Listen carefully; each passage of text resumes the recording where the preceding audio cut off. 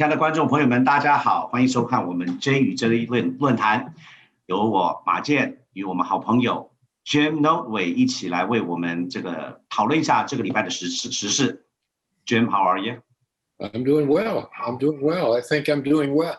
I'm doing better than the pandemic, and I'm doing better than the political atmosphere out there. We just have to stay above it all. Jim 他现在过得很好，他比这个疫情、比这个政治上的问题，都是他是以非常的这个正面的心态去面对 ，very positive attitude. Because the day is hard. But what you said just now is true. Me and you and a small minority of Americans have been blessed because we have access in the stock market and the market keeps going. We have our house, we're not being foreclosed on, but there are a lot of folks that lost their jobs that doesn't have, so the wealth divide is wider now because of the pandemic and the political unsureness. And my fear is it's even going to get even worse. Even as the economy recovers, the divide, I think, will get worse. And that's not good for any of us, whether you're the top 10% income or the bottom 20, 30, is bad for all of us. 我跟 Jim 讲的就是我们能够在这里很乐观的面对，因为我们房子不会被 foreclose， 不会说这个付不出来房子贷款，我们的股票大家 401k 这个退休的基金都涨得很凶，但是另一面就是这个贫富差距越来越大，因为很多美国人现在房子也没有了，工作也没有了。不要说股市了，所以这是个很极端的化的问题，而且这次的疫情跟这个政治上的这个纷乱，更是加大了这个贫富差距的这个代沟，这个越来越大。我们都是很忧心的，因为这对中产阶级是不好的。就算你的收入很高，这也不是一个好的现象。Jim, I don't know where to start. I have a lot of friends that are conservatives. I mean, we're Nazis. No matter what race. No, it doesn't. I can tell you that they're mostly highly educated because we're educated. Yeah. High income. Right. Some have families, some don't. They are my age. These are very close friends of mine. Yeah. And the fear that I see with them is last week we touched on it. How do we discuss a disagreement in the current events in this hemisphere if we cannot refer to any media, if we claim that all media is biased and conspiracy, and instead we only rely on websites or QAnon or Breitbart, I mean, how do we differentiate anymore? Well, maybe it's a perplexing question you ask, but maybe we start with what you said about being best friends. Maybe what we do is we start with linking our friendship and our values together and acknowledge that many of the sources of information coming from us are not only biased, but are inadequate. And there are so many things that we don't know. And so instead of starting with what divides us, maybe what we should do is to start with what unites us and try to explore together. And one of the other things that I see happening, it's always happened throughout life, but I notice it a whole lot more than before. I think it's two aspects. First, when people get together, most everybody is talking and very few people are listening. And most people are carrying the second piece of it. The reason for all of that is that people are carrying a lot of anxiety. They're carrying anxiety because of uncertainty. They're carrying anxiety because of confusion. They're carrying it because of distrust. And they often don't know where to turn. And so a lot of what you and I might ordinarily call conversation or political dialogue is really therapy. People need somebody else to listen to. And nobody really wants to fight, but that's what things degenerate into. And if we're not careful, some of those conversations can be very destructive to families, certainly to friendships, many cases to business relationships. And if we're not careful, we can all be worse off than we started. And so that's why when I get together with people most of the time, regardless of whatever's on my mind, I usually wait a little bit, and I like to listen to see what people are going to say. And that way I learn more.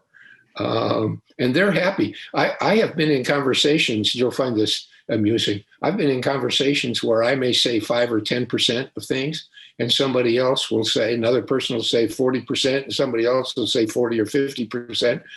And they will think it was an absolutely wonderful conversation because they heard themselves.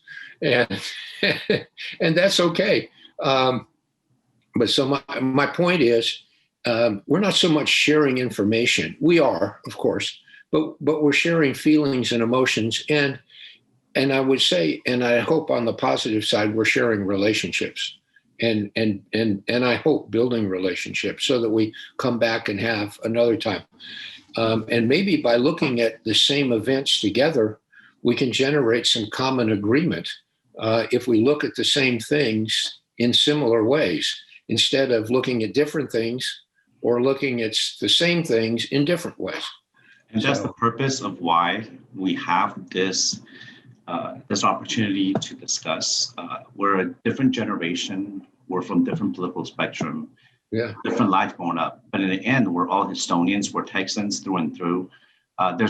You always say there's so much common ground, but it's very hard for me to find common ground now with people that are, okay, see, I don't want to accuse or be negative and say names. Okay, we'll get back to this. We'll continue down this path. What you said is very true. To have agreement, to discuss, to share our feelings, because it's just hard times. Let me tell our audience what you just said. 这个讲得很有道理。我们在这个时候，因为这个经济的纷乱跟这个政治的不确定，就是不知道会发生什么事情，所以我们是活在很多不安与焦虑之中。所以当我们在接收讯息的时候，这个焦虑跟不安会影响到我们这个判断事情的这个决策，而且这个对媒体的不信任度也会越来越增加，不管你是增加哪一边。那Tim 讲的就是说，我们现在在讨论政治，或是在他跟他的朋友讨论政治的时候，他都是会先聆听别人的这个说法，因为这样子呢，我们身为我们都会 fall in love 我们自己讲的话，很多人喜欢听自己讲话 ，and I confess that I also do that. But as we get older, we realize to 能够听到别人的说法，然后再讲 ，it makes a big difference. Jim 刚刚讲到说，我们这个讲他讨论政治，用平和，用愿意去 take a different perspective， 去对方的立场来讨论的话，会得到更多的沟通，也更多的安抚，不会这么焦虑与不安。So we'll start from that. So to continue that theme, Jim, we know that how do we I could list 100 things that has happened in the last week, from not handling the transition team to holding up the foreign leaders' congratulatory letters, to the inciting of violence, to the rejection of the lawsuits by Republican judges, to a lot of conspiracy theories floating out there. But it boils down to this. We both could agree, even if I don't want to. I don't think it's necessary, right? But okay, if there is fraud, it needs to be prosecuted to the fullest, if there's any evidence. However, when, let's say, so far there's no evidence, very, very minor, small cases, individual cases. But if there was no fraud, and Mr. Trump still refuses, and his supporters, the fervent, the cultist supporters, I look at it as, if this is reversed, if this is Biden doing this, we will condemn him, and this is not acceptable to this institution, to this democracy. What can you tell people? What would you say if I was telling you I'm asking you what would happen? What should moderates do to respond to that? The very first thing, I think, this is my own view, and that's what I've been telling others, is be patient. Let the process work. There are some very, very intelligent and very, very motivated and very well capitalized people representing Mr. Trump because they want him to win just as much as he wants to win.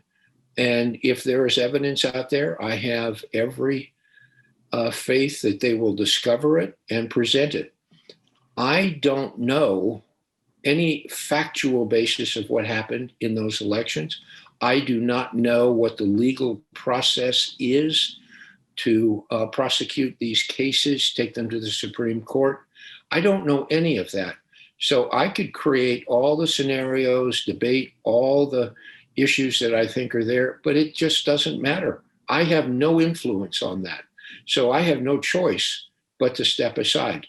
And to get worked up about one side or another, or back we said 5 minutes ago about threatening relationships because of miscommunication or non-communication, I don't want to go there. So what I've decided to do is I just put that part of my life and that part of my inquisitiveness on hold. And I basically said, there are really two scenarios that could occur, and they're mutually exclusive. Either Mr. Biden wins or Mr. Trump wins. And one way or another, it will play out. Once we know more, then we can maybe have something to think about or decide. But if I can't do anything about it, I'm not going to put myself in harm's way. So that's all item number one. Item number two is, if Mr. Trump is successful, and many reasons I want that to be the case, not because I'm necessarily looking forward to a second Trump presidency, but there's just so much I don't know and I'm suspicious of in a Biden presidency, that then we go into one course, we make business and personal and social decisions along that line with Mr. Trump. On the other hand, sitting here a month ago, I was very, very afraid of a Biden win because of what I didn't know and what I think might come next and all of those things. I'm still that concerned, but I've figured out some alternative strategies of what to do if he wins. And I think there are other forces at work throughout the economy and the political sphere that will moderate or somewhat buffer the consequences that I feared so much. We can get into that if you'd like, but I have a lot more faith in our systems enduring and the wisdom of some people who are Democrats that would occupy the winning side along with Mr. Biden, if that all happens. So again, like I've told you before, I kind of want to take a wait and see. I definitely want to trust the court system. I don't trust the executive branch very well, and I certainly don't trust the legislative branch very well, but I do trust the court system. So whatever they decide, I will willingly follow. 就是说要有耐心。We have to follow it, but I will do it with a positive attitude. But not everyone's like that. There's a lot of radicalized people that refuse. On both sides. Now, well, there's one side that won that is not attacking or questioning it. Let me say in the Chinese. Jim 说要有耐心 patience， 然后要这个等要相信跟尊重法律，尊重 courts， 尊重这个法庭，尊重这个 institution， 尊重这个 system， 尊重我们这个民主的制度。他个人希望川普能赢，但是他现在也知道说，如果预期不是拜登赢的话，他还是有分析出来说，他有能够让自己去看哪一点能够是还是对这个国家有利的。You know, Jim, everything that you just said, I agree, and there's so much more I wanted to add to it. The issue here is this: the issue to me is not look at the stock market after Biden won. To them, I read analyst reports. It's, well, Biden won, no doubt about it. Boom, market goes up. There's no uncertainty, no more Trump's uncertainty. And what you said about the fear or the anxiety about one side or the other winning. 4 years ago, when Mr. Trump won, I have been vehemently disagreeing with him. I didn't start anything. My friends, the left, didn't protest or have, not you, I'm talking about these craziness out there that's telling people, which is a lot of people saying that. We said, hey, conceded, hey, I wish Mr. Trump luck. He is now the president. I hope that he will do what he says and drain the swamp and reach out across the aisle and think about this country. Why is it when it comes to reversed, this courtesy is not extended? And let me put it this way. There are signs, there are numbers, there's laws to follow. Would you tell me, would you be able to say this for yourself? You don't represent anybody. If we follow what Trump and his administration is doing, is to keep swing gets rejected, follow the rule of law, okay? And go through the court system. The result is still the same. Do you think he'll go? Let's just be honest about that. And then the damage he's done by dragging it out, unlike what Al Gore did in 2000, and the fact that we have 60 days before supposedly inauguration. What's going to happen in this 6 days? The pandemic's still going, economy's still going. And then between now and the vaccine coming out, that's another 6 months at best, according to Wall Street. People still have to live. But because of Trump or his administration, what's going to happen? Everything just stops. And you're right, legislative did not get involved. Republicans did not condemn it. Karl Rove came out and said something. I respect Karl. Mr. Bush Jr., all respects the president, conservative, came out and congratulated Mr. Biden. Every Republican, moderate Republicans that are not kidnapped and hijacked by this Trump ideology has came out and condemned it essentially and congratulated Biden. Why is it we have to hold on to this? Why is it that we're being hijacked? And how do we deal with it? Is he gonna go? We know he's not going to. What's gonna happen then? Well, I think a couple of things. Well, first, let me follow your main question, the premise of your question. If at the end of, I'm picking a number, 2 weeks, 4 weeks, 6 weeks, I don't know how long it'll be, all of the lawsuits protesting the results of the election, sooner or later they're going to be exhausted, or sooner or later the Supreme Court will say, we have to put an end to this. If you have evidence, put it up quickly. There will be created deadlines because we cannot afford to go past January 20th without anything. So this isn't going to go on forever. And I think Mr. Trump will reluctantly go. I'm told by other people who know him and are close to him that he's thinking of lots of different alternatives. Getting back into the media business. He loves the platform, creating another campaign to come back in 2024. I'm sure he doesn't have all of his ideas fleshed out because he's focused on moving right now the only way he can move. I didn't mean to cut you off. I want to respond to that before I forget. I love that. Please go. He's a billionaire. He's a successful businessman.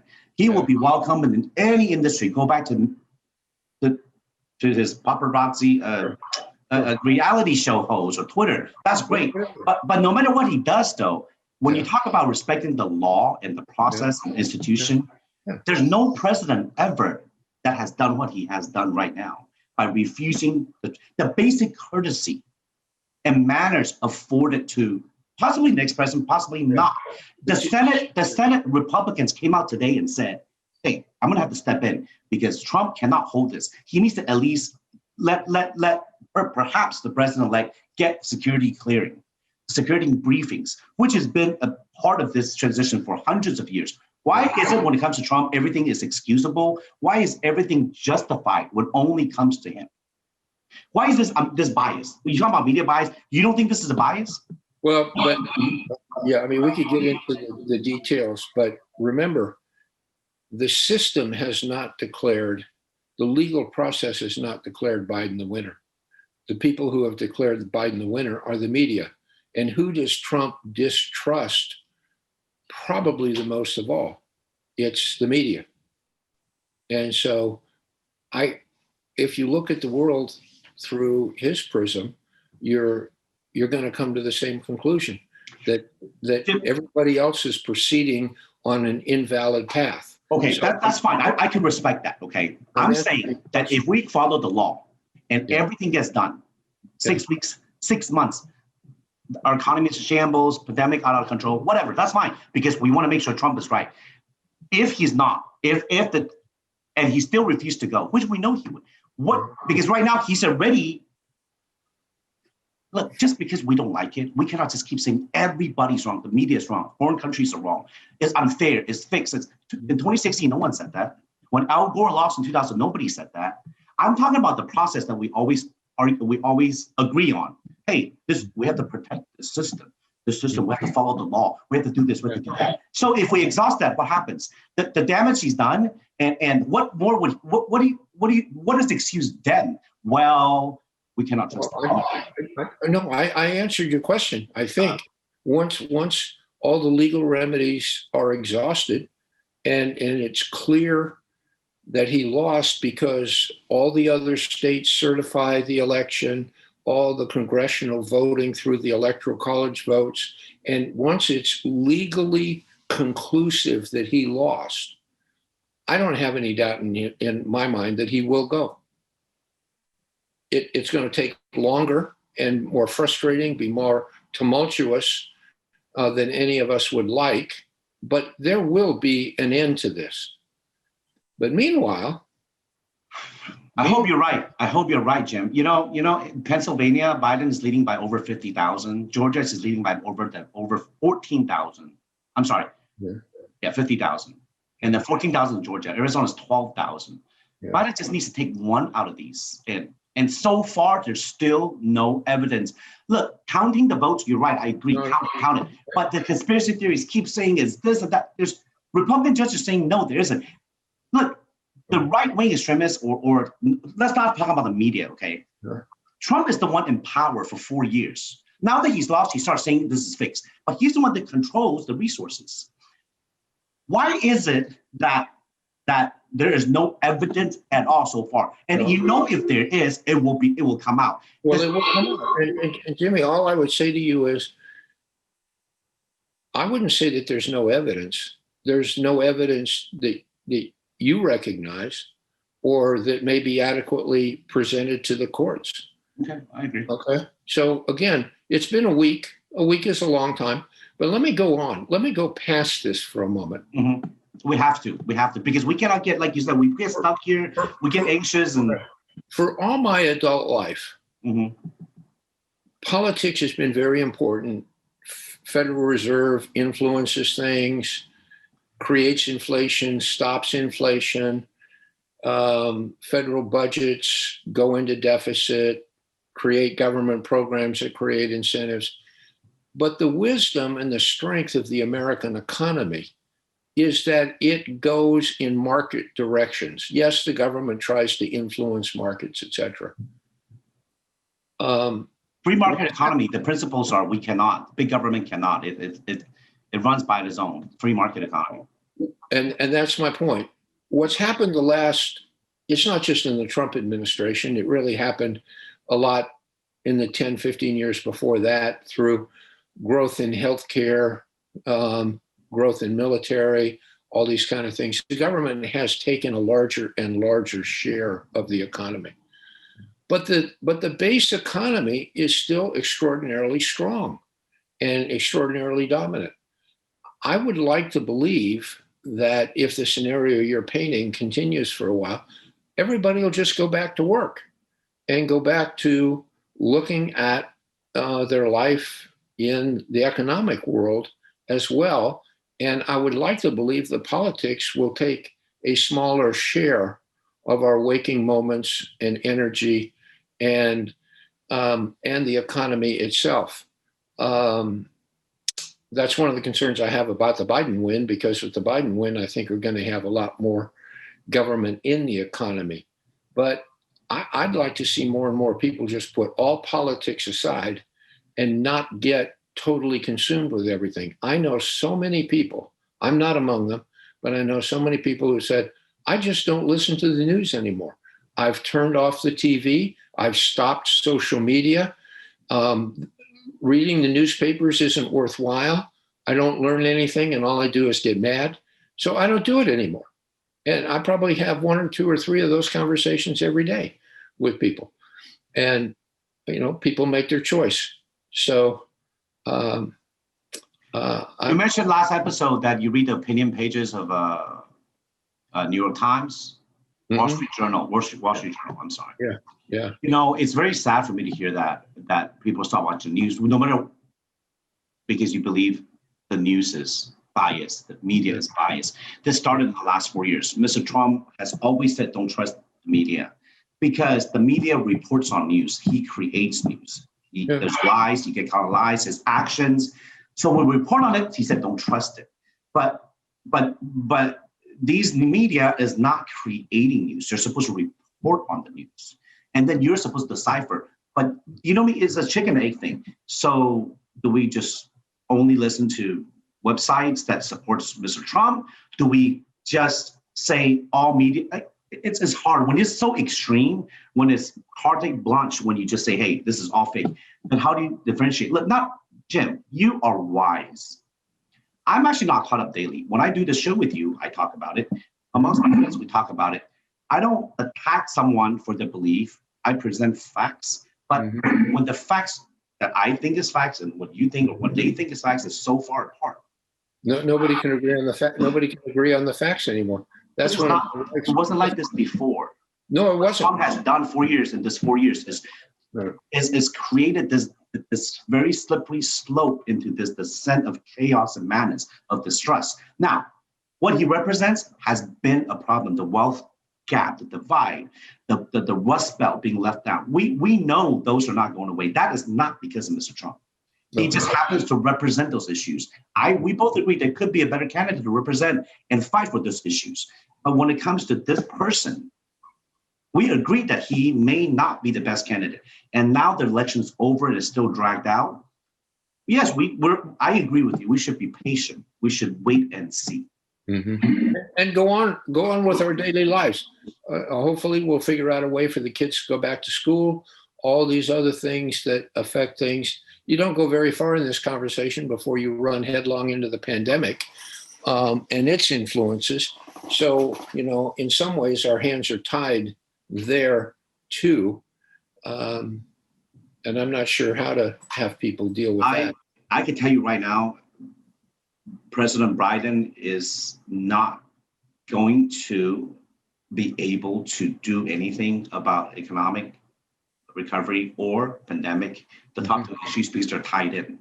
Pandemic is out of control. I hope you know that we are now number 1 in the nation, and this nation is number 1 in the world in cases and deaths.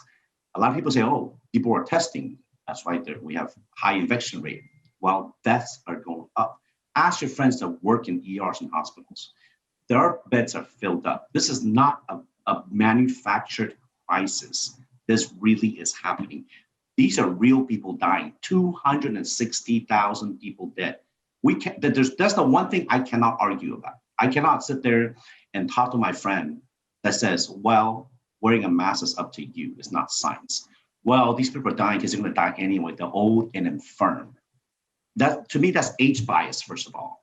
You remember what our lieutenant governor said early in the year, that we should sacrifice our grandparents for the sake of economy? I cannot argue against someone like that, because I'm not going to sacrifice my grandparents or my parents. I'm just not.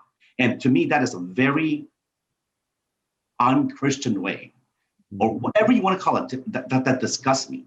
The people are dying. People, look at the numbers. 140,000 by 150,000. I mean, 43 states went up 10%. It's not going to stop. And it wasn't happening. You said be patient, wait and see. Pandemic's not going to wait and see. The administration has stopped everything. There's no coordination. There's no response. Economy is going to be dragged down. By then, there is no institution to save. By the time this is all over, because of him, we could come in and say, oh, wow, it's over. We're patient. Just wait the courts. Businesses are dead.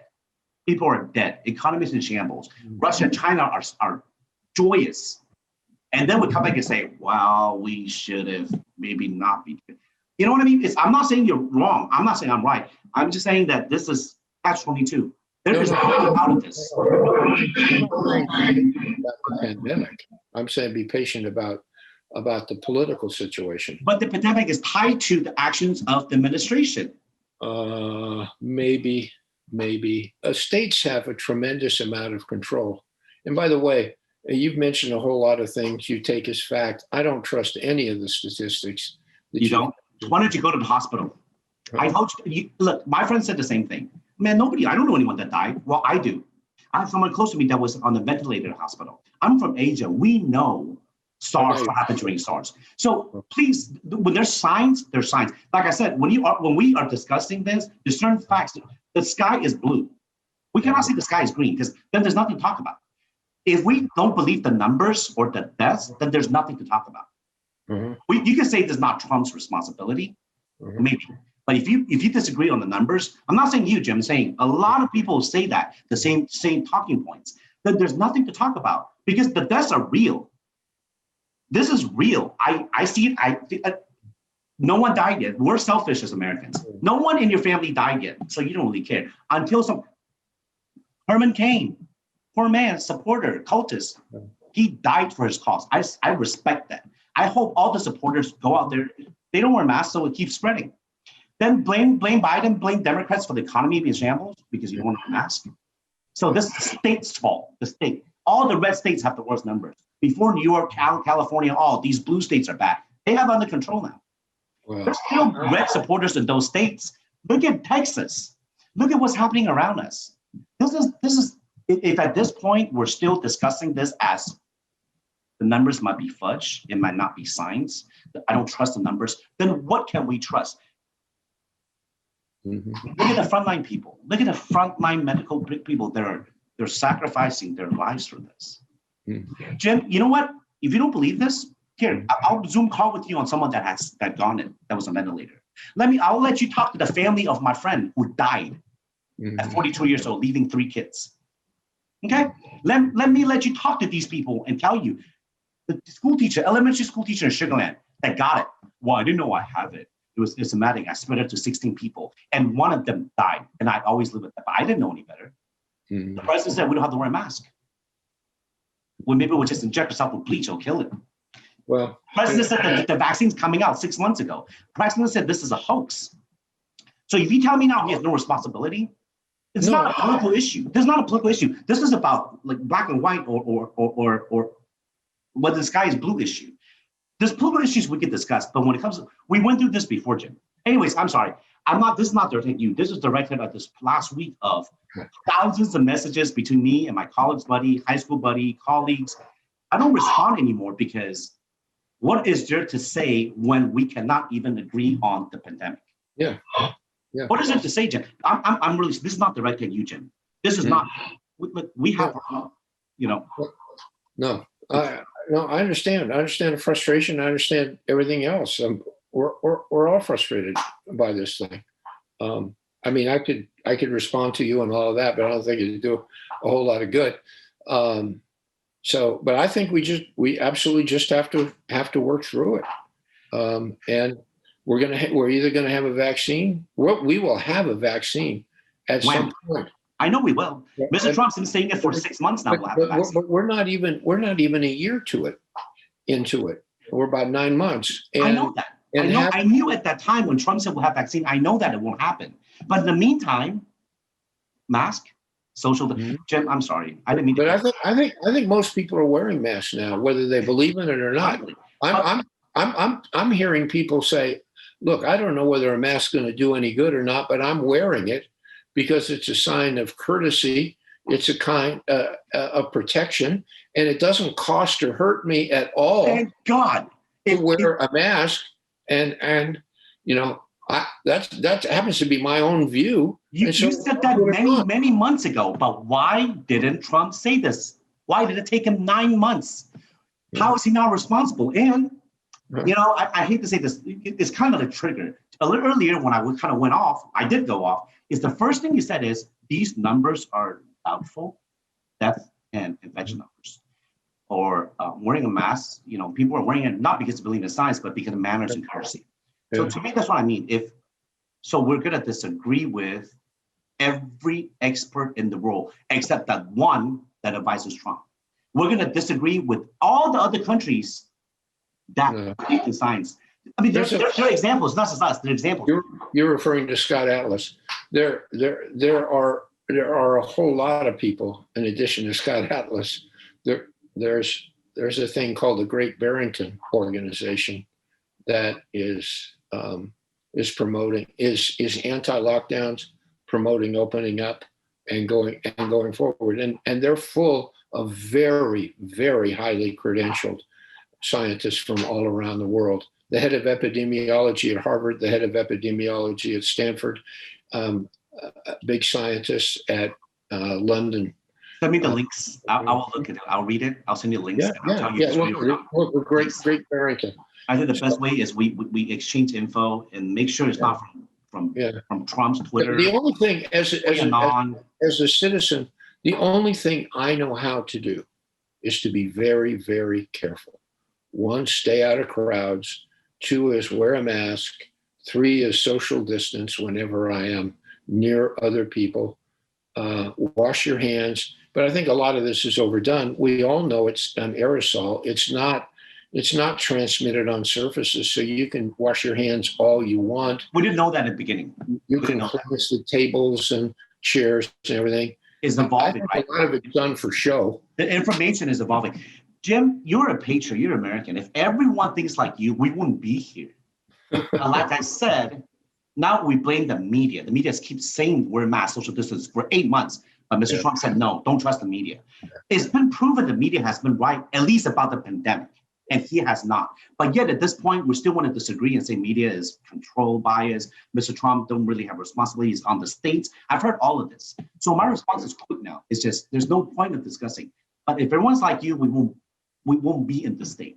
But most voters or most Americans are no longer logical or believe in science like you, or have manners or considerate for other people. Most of them don't anymore. Yeah. So, buddy. There are other, thank you, Jimmy. There are other paths to an outcome to this, and that is antibodies.